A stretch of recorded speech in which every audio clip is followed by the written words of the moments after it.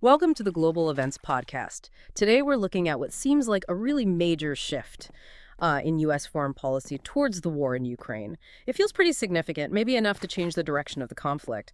Our aim here is just to pull out the most important bits from the latest reports, help you understand what might be going on behind the scenes.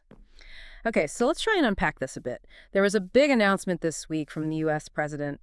It's all about Ukraine. We're talking billions of dollars for military gear, bought from the U.S., going to NATO, and then apparently really quickly onto the battlefield in Ukraine. What's driving this sudden move?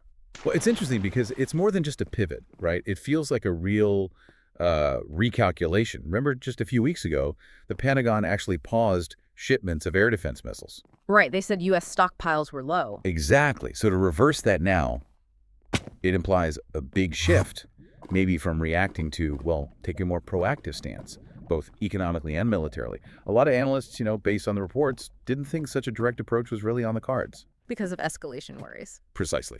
The focus was always on avoiding that. So this signals, I think, much greater urgency, a different strategic mindset. And it gets even more blunt. Russia's been given a pretty stark warning. The message is, make a deal in 50 days. Or, boom, unilateral tariffs of 100%. They're calling them very severe.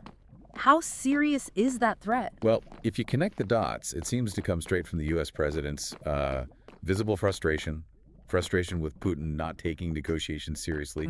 There were those previous attempts at talks, right? And they basically ended with missiles hitting Kyiv. Yeah, almost like the talks were just cover. Kind of looks that way. So Yeah. 100% tariff, that essentially doubles the cost of Russian goods. It slams the door shut on that trade. It's not just about cutting revenue. It's like an economic chokehold, trying to make it impossible for Russia to keep funding the war through normal exports. Wow. And there's more. They're considering secondary sanctions, too. What does that mean exactly? Targeting other countries? Yeah, targeting countries still buying Russian oil and gas, or other major entities doing business with Russia. It forces a choice, really.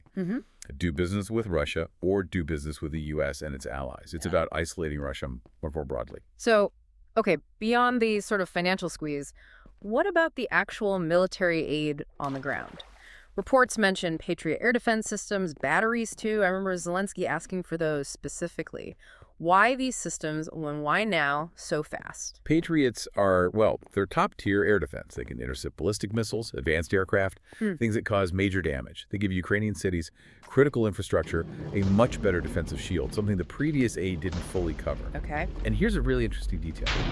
The funding. Unlike before, where U.S. taxpayers footed the bill, this time NATO is buying the weapons. NATO itself. That's right, NATO funds buying the gear for Ukraine.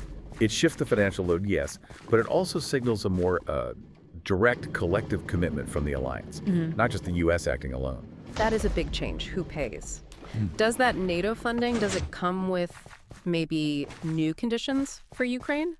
Or could it cause friction inside NATO and the speed you mentioned within days to the battlefield? Is that just about urgency, or have they figured out a faster way to move things? The reports don't really spell out new conditions, but, that level of direct funding usually means more coordination, shared goals within NATO. It has to. As for the speed, the within days part definitely points to extreme urgency on the ground. It probably reflects Ukraine saying, we need this now. High-impact defense to stop current attacks. It suggests they've found ways around maybe past delays. The stakes are clearly very high. So trying to pull this together for you listening. Yeah. What should you take away? It looks like a really dramatic policy change. Direct military aid, a clear ultimatum to Russia with serious economic teeth, and this important shift in funding, bringing NATO directly into the purchasing side. Exactly.